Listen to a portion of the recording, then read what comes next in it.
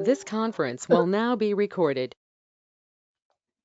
अद्य शनिवासरः अथवा मन्दवासरः चैत्र पौर्णिमा हनुमान् जयन्ती इति लोके अद्य मन्दवासरोऽपि अस्ति, तस्मात् अयं सुयोगः इति। दिनांक 16 है ना, 16 एप्रिल 2022 दशरत्न समुच्चय विदधि चिकित्सितम् अष्टादशोऽध्यायः। शङ्खं चक्रं जलौकान् दधतमृतघटं चारुदोर्भिश्चतुर्भिः सूक्ष्मस्वच्छातिरुद्यां शुकपरिविलसन् मौलिमम्भोजनेत्रं कालाम्भोदोज्ज्वलाङ्गं कटितटविलसच्चारुपीताम्बराढ्यं वन्दे धन्वन्तरिं तन् निखिलगदवनप्रौढदावाग्निलीलम् प्रौढदावाग्निलीलं ब्रह्मणो हि समारब्धामात्रेयाद्येषु पूजिताम् अस्मदाचार्यपर्यन्तां वन्दे गुरुपरम्पराम् आयुर्वेदरतं वन्दे माधवाख्यं महागुरुम् आयुर्वेदामृतं सर्वं शिष्येभ्यो यः प्रदत्तवान् द्रष्टा ज्ञानी दृष्टकर्मा कृतकर्मा तथैव च अध्यापकोऽभिषक्श्रेष्ठो महान् संशोधकस्तथा गुणैरेतैः समुदितैः यत्कार्यं प्रतनोति सः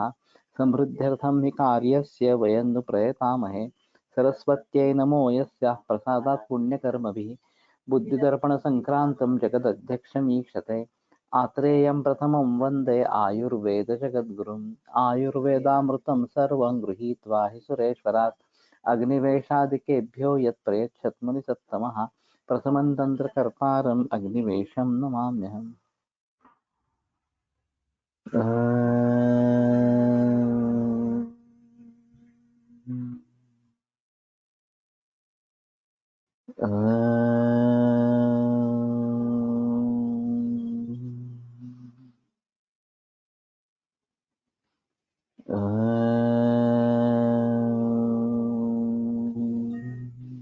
ओम शांति शांति शांति। अथ विद्रध्यादि चिकित्सितम् अन्यैरध्युष्तोष्ण शुष्कपरुषैरन्यैरसृग्दूषणैः वक्रैर्वा शयनादिभिस्तनुभृताम् अन्तर्बहिर्वोत्थितः मेधस्त्वक्पलकण्डरास्थिरुधिरं गाढं प्रदूष्य कृतो वृत्तस्यात् अथवा यतो रुजश्रोतस्त्वसौ विद्रधिः। तो असौ विद्रधि, उसको विद्रधि इस प्रकार के कहते हैं। कौन किसको? तो शोथा। और वो कैसा है? अधिक रुजः आयतः अथवा वृत्तः स्यात्, वर्तुलाकार हो या आयत इस प्रकार का हो, और अधिक रुजा जिसमें हो इस प्रकार का जो शोथ, उसको विद्रधि कहते हैं। और वो कैसे निर्माण होता है? मेदस्त्वक्पलकण्डरास्थि रुधिरम गाढ़म प्रदूष्य कृतः। मेद, त्वक, मांस, कंडरा, अस्थि, रक्त, इनको काफी मात्रा में दुष्ट करके जो निर्माण होता है वो शोथ विद्रधि कहलाता है। उसके कारण पहले दो चरणों में है। अन्यैरुद्धिश्रुतोष्ण शुष्क पुरुषैर अन्यैरसृग्दूषणैः। तो अध्यशन ये अध्युषित यानी पर्युषित एक्चुअली, उष्ण, शुष्क, परुष और दूसरे भी इस प्रकार के रक्त बिगड़ने वाले कारण वक्रैर्वा शयनादि भी, और शयन वगैरह जो है वो वक्र स्थिति में करना, जो प्राकृत नॉर्मल स्थिति है उसमें नहीं करना। तनुभृताम अंतर्बहिर्वा उत्थिता, तो इससे अंतर या बाह्य इस प्रकार का निर्माण होने वाला जो शोथ है, मेधस्त्वक्पलकण्डरा स्थिरुधिरम गाढ़ं प्रदूष्य कृतः, वो विद्रधि कहलाता है। तो वक्रैर्वा शयनादि भी ये अलग यहाँ पे उदाहरण आया है या कारण आया है, और इसके बारे में कहीं ज्यादा बहस इस प्रकार की नहीं है कि प्राकृत स्थिति शयन आसन वगैरह की क्या होनी है और उसमें अगर परिवर्तन हो जाता है तो किस प्रकार से क्या-क्या तकलीफ हो सकती है इसके बारे में। नानल सर ने एक अजीब केस बताई थी, बापू नानल सर ने। वन्यास्तंभ था और काफ़ी जगह उपचार कर चुके थे, उसका फ़ायदा नहीं हो रहा था। तो जहाँ पे काम कर रही थी वो गर्दन जो है एक ही तरफ मुड़ी इस प्रकार की थी और स्तंभ वहाँ पे था। तो उन्होंने पूछा कि तुम किस दफ्तर में काम करते हो? तो लकीना पैटर्न नया आया था उस समय में और इसमें जो अधीक्षक है, सुपरिटेंडेंट ऐसा मैनेजर जो भी हो, उसका टेबल और उसकी कुर्सी और उसके सामने बिल्कुल रोज में ये सब क्लास वगैरह बैठते थे इस प्रकार से। तो उसकी निगरानी में ये सब होता था तो कोई भी कुछ भी नहीं कर सकता था, फालतू बड़बड़ करे या मोबाइल पे बात करे वगैरह वगैरह, और पूरा कंसंट्रेशन उसी की तरफ होता था। तो ये एक ही जगह बैठती थी और फिर गर्दन उस तरफ झुकाते बैठती थी और उसी अवस्था में पूरे दिन काम करती थी। तो फिर उन्होंने आनंद सर ने सलाह दी कि आप चेंज करो, बाएं में है तो दाएं में जाओ, दाएं में है तो बाएं में जाओ इस प्रकार से। और ये बाकी लोगों की भी ये शिकायत थी। तो ये जगह चेंज करने पर उसकी गर्दन काफी ठीक होगी, उसने स्वेदन वगैरह तो किया, लेकिन मूल कारण वक्रैर्वा इस प्रकार का जो बताया गया है यहाँ पे, शयनादि भी। मैंने एक अजीब उदाहरण बम्बई में सुना था, कोई गुजराती आदमी था, वो केवल प्राकृत स्थिति में सोना कैसे है, बैठना कैसे है, चलना कैसे है, यही सिखाता था और उसकी काफी बड़ी फीस लेता था और उसका कहना था कि ये केवल इसी से रोग होते हैं। ये तो मूर्खता है, लेकिन हजारों लोग बहुत सारा पैसा देकर उसमें आते थे उसके लिए। मुझे अभी याद नहीं है, नाम याद नहीं है उसका, लेकिन मैंने ये सुना था। तो ये बात सही है कि इस प्रकार की वक्र स्थिति होना ये एक विधृति का कारण है। मैं जिनके पास योग पढ़ता था वो उनका एक कहना था कि संधिवात के मरीज को पाय भिगोकर चलने के लिए कहते थे जमीन पर। तो गीले पाय से जब चलते हैं, पाँव से चलते हैं, तो उसके इम्प्रेशन इसमें आ जाते हैं, जमीन पर आ जाते हैं। फिर इसकी फोटो खींची जाती है और पूरे पाँव का जो इम्प्रेशन होना चाहिए वो अगर नहीं है, कहीं कम है कहीं ज्यादा है इस प्रकार से, तो समझ लेना है कि इसका चलना प्राकृत नहीं है। और फिर ये संधि से जुड़ा नहीं है, ये मांस सिरा कंडरा इससे जुड़ा है। और फिर उसकी ट्रीटमेंट करेंगे तो आएगा मरीज हमारे पास संधिवात के लिए, लेकिन वास्तव में संधिगत वात नहीं है, ये मांस सिरा कंडरा में वात है और फिर उसको उसकी चिकित्सा करनी चाहिए। और जहाँ ज्यादा जोर हो रहा है वहां का जोर कम करना है और जहाँ जोर बिल्कुल नहीं है उसमें जोर लगाना है। मीडियल लैटरल इस प्रकार का भी उसमें फर्क होता है। तो ये भी एक अजीब तरीका है। लेकिन ये अच्छा मॉडल है, ऑब्जेक्टिव मॉडल है और सुधार हुआ है नहीं हुआ है हम क्लिनिकली भी देख सकते हैं और इस इम्प्रेशन के द्वारा भी देख सकते हैं और बिल्कुल खर्चा नहीं है इसमें ये करने के लिए इस प्रकार से। तो कहने का तात्पर्य अर्थ ये है कि वक्रैर्वा शयनादि भी ये ज्यादा कहीं हेतु के रूप में नहीं आता है। तो प्राकृतिक स्थिति क्या है ये अगर समझने की कोशिश करेंगे तो ज्यादा अच्छा इस प्रकार का होगा। राजीव शारंगपाणी करके पुणे में वास्तव में ऑन्को सर्जन है, लेकिन उन्होंने ऑन्को सर्जरी तो कब की छोड़ी है। अब स्पोर्ट्स मेडिसिन में उनका बहुत नाम है।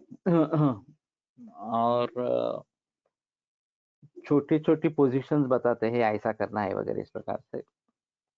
और उसी पे इलाज करते हैं, उसी से इलाज करते हैं। और ये दिन में बार-बार करनी पड़ती है, दिन में 15-20 बार गीत करो, ऐसा उनका कहना था। 1-1, 2-2 मिनट के होते हैं। काफ़ी लोगों को उससे फ़ायदा हुआ है। हमारी एक छात्र उनकी असिस्टेंट थी, दुर्दैव से उसका निधन हो गया। लेकिन उसने आयुर्वेद प्रैक्टिस छोड़ ही दी। पहले वो अच्छी आयुर्वेदिक प्रैक्टिशनर थी। जब से ये असिस्टेंट बन गई, तो उसने यही प्रैक्टिस शुरू कर दी इस प्रकार से। तो प्राकृतिक स्थिति क्या है, ये देखना ज़रूरी है। और जब हम खड़े रहते हैं, तो 2 पाँव के बीच 1 फुट, सवा फुट इतना अंतर रखना है और थोड़ा आगे झुककर खड़े रहना है, ऐसा उनका कहना था। तो ये शायद गुरुत्व मध्य की बात होगी कि थोड़ा आगे झुककर खड़े रहेंगे, तो तकलीफ नहीं होती है। आप ज़्यादा देर तक इस प्रकार से खड़े रह सकते हैं। तो ये छोटी-छोटी बातें हैं, लेकिन इसके बारे में कभी कहीं सिखाया नहीं जाता। और फिर उसके विपरीत अगर हम कुछ करेंगे, अलग कुछ करेंगे, तो उससे पीड़ा होगी, नुकसान होगा। और ये जो विहारात्मक हेतु है, वो हमारे पकड़ में नहीं आते अभी। हम पूरी लाइफ़स्टाइल पूछ लेते हैं, तो उसमें खाना-पीना, सोना वगैरह ये सब पूछ लेते हैं। लेकिन विहार किस प्रकार से होता है, या शारीरिक क्रियाएँ किस प्रकार की होती है, इसके बारे में ज़्यादा बहस नहीं किया जाता। और उसमें प्राकृतिक क्या है और वैकारिक क्या है, ये देखना ज़रूरी इस प्रकार का रहेगा। और अगर वैकारिक इस प्रकार के हैं, तो उसमें परिवर्तन लाना ज़रूरी है। तो अभी आसन के बारे में काफ़ी बताया जाता है, और वो आसन स्थिति अच्छी बने, इसके लिए प्रयास किए जाते हैं। लेकिन काफ़ी समय उसमें लगता है आसन स्थिति को प्राप्त करने के लिए, और स्थिर सुखमासनम ये अवस्था प्राप्त होने के लिए तो काफ़ी समय निकल जाता है। तो बीच में अयंगार गुरुजी का जो था, वो आसनों पर बहुत ही ज़्यादा ज़िक्र करते थे और ज़बरदस्ती करवाते थे। अगर बेंड नहीं हो रहा है, तो भी बहुत ज़बरदस्ती करके करवाते थे। और उसी थीम का प्रचार-प्रसार पूरे विश्व भर में उन्होंने किया है। बाद में वो बोलने लगे कि नहीं, ये मेरी बड़ी गलती थी। ज़बरदस्ती नहीं होना चाहिए। धीरे-धीरे आसन की स्थिति प्राप्त हो। लेकिन जब तक आसन की स्थिति प्राप्त नहीं होती, तब तक आगे प्राणायाम का कोई ज़िक्र नहीं रहता था। पतंजलि यानी कि रामदेव बाबा ने छलांग मारी, और स्थिर सुखम आसनम, किसी भी आसन में स्थिर बैठे रहो, फिर प्राणायाम शुरू करो। और दोनों में से किसी ने भी यम नियम उनके बारे में कुछ बताया ही नहीं। यम नियम तो पहले होने चाहिए। तो उसके बारे में कुछ लोगों में प्रचलन नहीं है बिल्कुल इस प्रकार से। अहिंसा, सत्य, अस्तेय वगैरह जो बताई गई है बातें, उनसे योग का आरंभ होना चाहिए। तो उसके बारे में कुछ नहीं है। और फिर केवल आसनों पर अटके रहेंगे, तो भी आगे नहीं जा पाएँगे। और सीधा प्राणायाम शुरू करेंगे और वो भी ठीक तरीके से नहीं करेंगे, तो भी मुसीबत है। और फिर कपालभाति भस्त्रिका को लोग प्राणायाम समझते हैं, वो तो प्राणायाम नहीं है कपालभाति भस्त्रिका। तस्मिन् सति श्वास-प्रश्वास और गतिविच्छेदः प्राणायामः, ऐसे प्राणायाम की व्याख्या है। तो सांस पूरी रुकनी चाहिए। श्वास-प्रश्वास से गति विच्छेद होना चाहिए, तभी उसको प्राणायाम कहेंगे। और ये अंतःकुंभक या बहिर्कुंभक में कर सकते हैं, होता है। तो इसमें देखना है कि किस प्रकार से आगे बढ़ना है। तो नाही, खालचं काढा जरासं.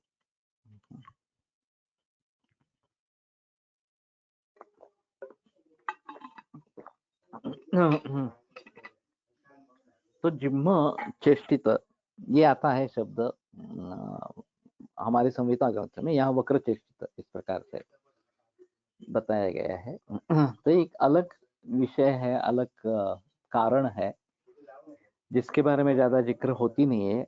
नान अल्सर का उदाहरण अच्छा है क्योंकि वो दिखाई देता है और आसानी से समझ में आता है। लेकिन बाकी इस प्रकार के उदाहरण ढूँढने पड़ेंगे और इस प्रकार के अगर है तो फिर उसमें परिवर्तन लाना बहुत ज़रूरी इस प्रकार का होगा। तो शयनाज भी तनुभृताम अंतर बहिर्बोधितः, तो अंतर या बहिः इस प्रकार का जो निर्माण होने वाला शोथ है, आभ्यंतर विदरति ज़्यादा पीड़ादायक है। मेदस्त्वक् कंडर स्थिरुधिरम, तो इतने सारे दृश्य इसमें बिगड़ सकते हैं और खास करके अस्थि विदृधि ये ज्यादा तकलीफ वाला इस प्रकार का है। मेरे पास एक केस थी उरू में, अस्थि विदृधि इस प्रकार का था फीमर बोन में, और 3 बार ऑपरेशन कर चुके थे स्क्रैपिंग करके लेकिन फायदा नहीं हुआ था और बार बार वो बिगड़ता, पस इन्फेक्शन हो जाता, पस निकल आता, दर्द होता था, बुखार आता था, तो एक साइनस बन गया था उस अस्थि से त्वक की तरफ इस प्रकार से। तो मैंने मामा जोशी से सलाह मांगी और उन्होंने बड़ी अजीब सलाह दे दी। वो उन्होंने कहा कि उसमें तुत्थ डालो जख्म में इस प्रकार से। तो उनको अनुभव था इस प्रकार के मरीज का, अस्थि विदृधि ऐसे करके। तो मैंने अशुद्ध तुत्थ, वो भी शुद्ध तुत्थ वगैरह ऐसा नहीं, अशुद्ध तुत्थ ही डालना इस प्रकार से। तो डालने से अंदर से स्राव बढ़ गया, बहुत सारा स्राव निकलने लगा और फिर छोटे छोटे अस्थि के टुकड़े बाहर आए, सिक्वेस्ट्रम जिसको कहते हैं इस प्रकार से। और जैसे वो सब बाहर निकल आया वैसे जख्म भरने लगा और फिर अंदर से पूरी तरह के जख्म भर गई और पेशेंट ठीक हो गया। तो कहने का तात्पर्य अर्थ ये है कि इस प्रकार के विदृधि में, अस्थि विदृधि में खास करके, अभी अस्थि विदृधि कैंसर में भी दिखाई जाता है, मेटास्टेसिस, बोन मेटास्टेसिस होता है। तो इस प्रकार के कुछ मरीज दिखते हैं और ये कैंसर होने के कारण काफी डिफिकल्ट होता है ट्रीट करने के लिए। सभी ट्रीट होंगे नहीं होंगे अलग बात है। और ऑस्टियोसार्कोमा ये जो है ये तो बहुत खतरनाक बीमारी है। तो मेरे पास एक छोटी लड़की थी 17-18 बरस की और उसमें ये टिबिया में अस्थि विदृधि हुआ था, इस प्रकार का ऑस्टियोसार्कोमा था और वो 10-11 इंच इतनी बड़ी जख्म हुई थी और फिर उसमें आगे मैगेट्स हुए, वो बहुत ही बेकार कंडीशन थी उसकी। तो ये अस्थि विदृधि के जरिए सोचकर हम कर सकते हैं कुछ उसके बारे में। और बाकी विदृधि जो है मांसशिरा कंडरा वगैरह इसमें होने वाला वो ठीक है, उसको ट्रीट कर सकते हैं। और इसमें अगर डायबिटिक है पेशेंट, डायबिटिक गैंग्रीन जैसा कुछ है, तो ये और भी मुसीबत वाली बात इस प्रकार की होती है। इसमें प्रमेह पीड़िका में भी विदृधि नाम की एक पीड़िका बताई गई है।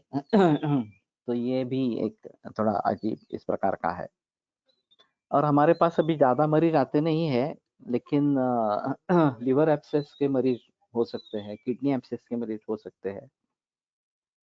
तो ऐसे एक लिवर एब्सेस की केस थी। 4 महीने एंटीबायोटिक्स चल रही थी और खाने पीने का कुछ ठिकाना नहीं था। एलोपैथी के हिसाब से सभी खाओ इस प्रकार का था। तो मेरे पास आई तो फिर परहेज के बारे में बताया और पेयाविलिपि वगैरह संशोधन क्रम किया और उसमें ऐसा है कि अंतर्भिन्न बहिर्भिन्न ये 2 प्रकार है इस प्रकार के यकृत वगैरह के विदृधि के बारे में। बहिर्भिन्न फिर भी साध्य है, अंतर्भिन्न हो जाते हैं तो ऊर्ध्व प्रवृत्त होते तो असाध्य है, अधो प्रवृत्त होते हैं तो साध्य है। तो इसमें से पस निकलने लगता है आंतों से, अगर अंतर्भिन्न हो गया। उस सौभाग्य से वो अंतर्भिन्न था। अ, ये तो दुख की बात है, बहिर्भिन्न ज्यादा अच्छा है। लेकिन अंतर्भिन्न होकर अधोमार्ग से मार्ग से प्रवृत्त हुआ और ठीक हो गया आगे। लेकिन ये बहुत ही रेयर उदाहरण है इस प्रकार से। और उसमें मधुशी गुरु का प्रयोग बताया गया है कि मैं इन मरीजों को केवल मधुशिगुरु यूष या फिर मुद्गा और शिगुरु यूष इस प्रकार के रखता हूँ। कई बार एक्यूट एब्डोमेन के मरीज आते हैं और इसमें संदेह होता है अपेंडिसाइटिस है, कृमि है, दोनों है इस प्रकार से। कई ऐसा हुआ है कि अपेंडिसाइटिस करके ओपन किया, सोनोग्राफी में इन्फ्लेम अपेंडिक्स इस प्रकार का दिख रहा था। ओपन करने पर पता चला कि वहाँ एक पुंज है कृमियों का और उसने ऑब्स्ट्रक्ट कर लिया है, इसलिए ये इन्फ्लेम अपेंडिक्स दिखाई दिया था। वो पुंज निकाल दिया तो फिर मरीज ठीक हो गया इस प्रकार से। तो एक्यूट अपेंडिसाइटिस में बुखार होना, सर्दी होना ये कॉमनली है और यही सभी लक्षण हाँ ठीक है, कृमि में भी हो सकते हैं। तो कृमि में भी शिगुरु का प्रयोग अच्छा रहता है और विदर्धी में भी प्रयोग अच्छा रहता है। तो जहाँ जजमेंट पाना मुश्किल होता है वहां पे सिर्फ शिगुरुयुष क्या या मुद्गा शिगुरुयुष इस पे मरीज रखते हैं। और एक वैद्यनाथ की विदर्धी हरवटी करके आती थी, अभी भी शायद आती होगी, तो उसका प्रयोग करते थे। और फिर नहीं तो त्रिफला, वंग वगैरह इस प्रकार का रक्तपाचक, अस्थि व्रण और दोनों एक ही लिखे।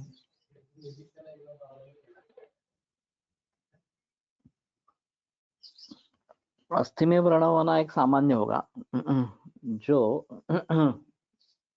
ऑस्टियोसार्कोमा भी हो सकता है, ये फ्रैक्चर होते हैं और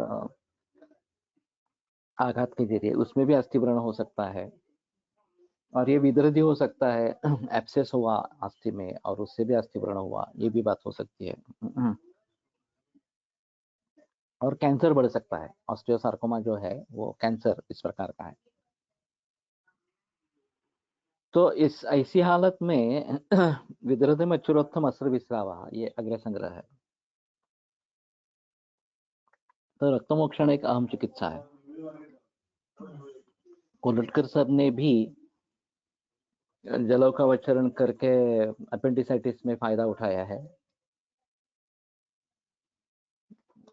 और मैंने भी ट्रीट किए हैं अपेंडिसाइटिस, एक्यूट अपेंडिसाइटिस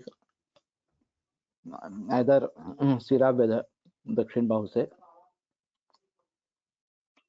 या फिर जलों का अवचरण स्थानिक मैग्नेटिक पॉइंट पर। अस्थि विदृधि यानी कि विदृधि अस्थि में होना। तो ये जैसे मैंने फीमर की केस बताई उस प्रकार से कुछ मरीज होते हैं। एक मेरे पास कोल्हापुर की एक लड़की आई थी, 24-25 बरस की थी। टीबिया में कैंसर हुआ था, ऑस्टियोसार्कोमा। वहाँ पे जहाँ पे एडमिट थी अस्पताल में, वहाँ के डॉक्टर का कहना था कि तुरंत ऑपरेशन कर देना चाहिए, कल ऑपरेशन करेंगे और फिर आगे देखेंगे। तो मैंने से कहा कि कम से कम पहले स्कैन तो करो, पेट स्कैन तो करो, कहीं दूसरी जगह फैला है ऐसा इस प्रकार से देखो। वो मानने के लिए तैयार नहीं था डॉक्टर।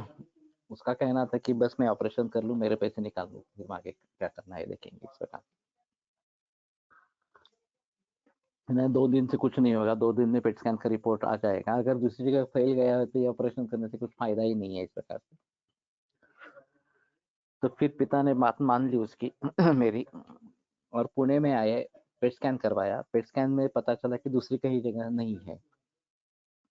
तो इसमें जो ट्रेडिशनल ऑपरेशन किया जाता है वो स्क्रैपिंग करते हैं कैंसर का और फिर ग्राफ्टिंग करते हैं, ये इस्चियल ट्यूबरोसिट बोन लेकर, इस्चियल बोन को लेकर इस प्रकार से। तो संयोग से वो जानुसंधि के बिल्कुल नजदीक था और नी रिप्लेसमेंट पॉसिबल थी तो मैंने कहा कि better go for knee replacement, don't go for scrapping of the bone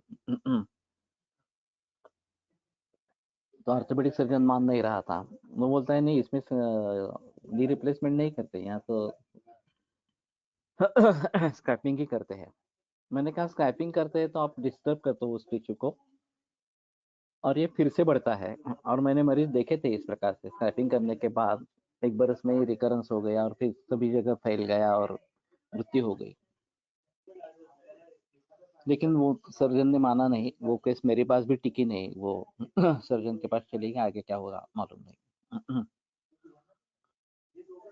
लेकिन ये आउट ऑफ बॉक्स थिंकिंग करने वाले बहुत लोग कम होते हैं। और एक हमारे पास ऐसे एक 92 बरस की वृद्धा थी, रेक्टल प्रोलैप्स था काफी मात्रा में था। फिर एक बार इमरजेंसी के लिए मुझे बुलाया गया, मैंने कैसे तो करके उसको अंदर ढकेल दिया, वो अंदर जा नहीं रहा था इस प्रकार से। तो सर्जन का कहना था कि ऑपरेशन ही करना पड़ेगा तो बहनों वह है तो ऑपरेशन कितना सक्सेसफुल होगा, वो सहन कर पाएगी नहीं पाएगी, ये सभी मुद्दे थे। तो मैंने सुझाव दिया कि आप, और इसमें सक्सेस रेट क्या रहेगा ये भी मालूम नहीं इस प्रकार से, मैंने सुझाव दिया बेटर गो फॉर कोलोस्टमी। तो कोलोस्टमी रेक्टल कैंसर में करते हैं, वो मुझे बोलने लगे कि कोलोस्टमी कहाँ करेंगे, यहाँ तो कैंसर का कोई संबंध नहीं है हमारा मकसद क्या है, वो मल अपने आप बाहर निकल आए। और प्रोलैप्स की जो बात है उसके बारे में अगर हम कुछ कर सकते हैं तो अलग बात है, प्रोलैप्स को कुछ नहीं कर सकते, उम्र ज्यादा है बहुत।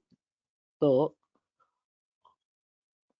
आउट ऑफ बॉक्स सोचना चाहिए वैसे कोलोस्टोमी ज्यादा आसान थी इसमें क्या, सिर्फ एक बैग बाहर रहेगी।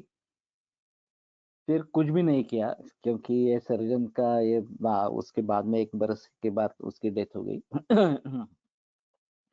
उस समय में वो प्रॉब्लम मिट गया और फिर से दोहराए नहीं कि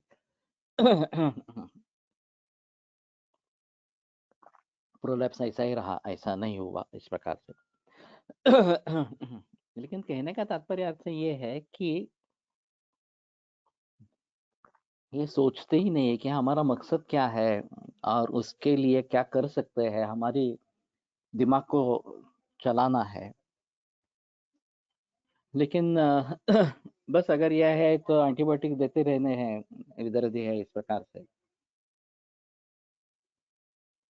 मेरा सुझाव है कि सभी आयुर्वेद अस्पतालों में सर्जिकल वार्ड है और वो पूरा एलोपैथी के जरिए ही चलाया जाता है, कुछ भी आयुर्वेद नहीं है उसमें। तो कम से कम परहेज के बारे में रुग्णों को बताएंगे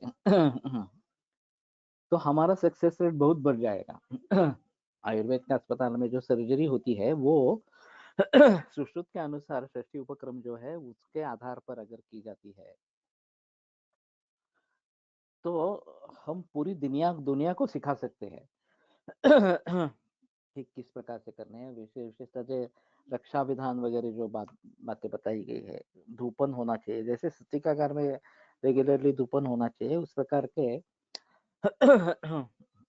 शल्य तंत्र के वार्ड में सुबह शाम धूपन होना जरूरी इस प्रकार का है। परहेज के बारे में बताना बहुत जरूरी इस प्रकार का है। वो एलोपैथी में एंटीबायोटिक देते, कुछ भी खाओ कहते, वैसे हमारे यहाँ लोग भी ऐसा ही बताते हैं, ये तो मूर्खता है। तो विद्रजी शल्य तंत्र का विषय है अगर बहुत एडवांस्ड है तो, लेकिन आदौ विमलापन अंकुर्यात, द्वितीयम अवसेचनम, तृतीयम उपनाहंतु, चतुर्थीम पाटन क्रिया। पाटन क्रिया तो चतुर्थी है तो पहले सब क्रियाएं किसको करनी है, और जिसमें सर्जरी करने की आवश्यकता है उसमें भी दवा दे सकते हैं, ऐसा सुश्रुताचार्य का कहना है। लेकिन जो मेडिकल केसेस है उनमें सर्जरी कभी नहीं करनी है, ऐसा उनका कहना है। आज बराबर उल्टा व्यवहार चल रहा है, मेडिसिन का अपयश है, इसके लिए सर्जरी एडवांस हो रही है। Knee replacement surgery, kidney transplant, liver transplant, heart transplant, जैसे भी ट्रांसप्लांट सर्जरी बढ़ रही है, क्योंकि उसको दुरुस्त करने का कोई साधन एलोपैथी में है ही नहीं, कोई तत्व ज्ञान है ही नहीं।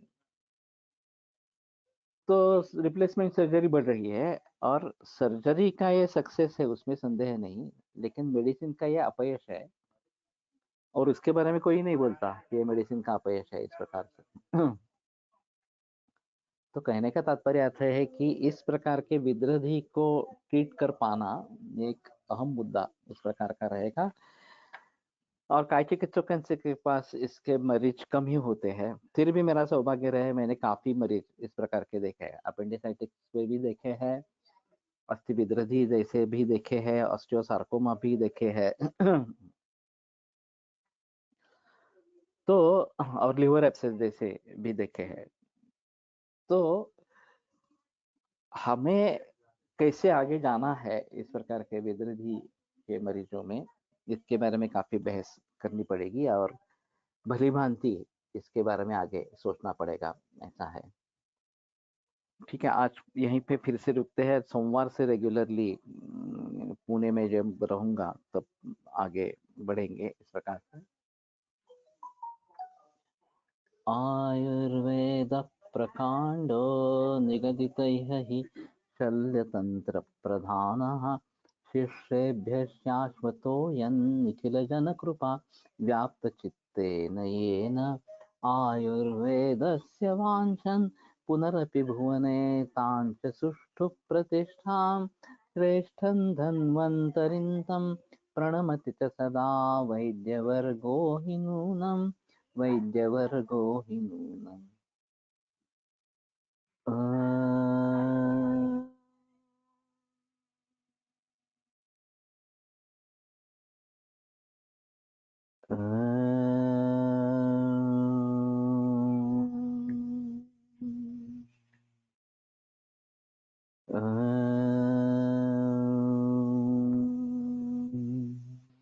ओम शांति शांति शांति।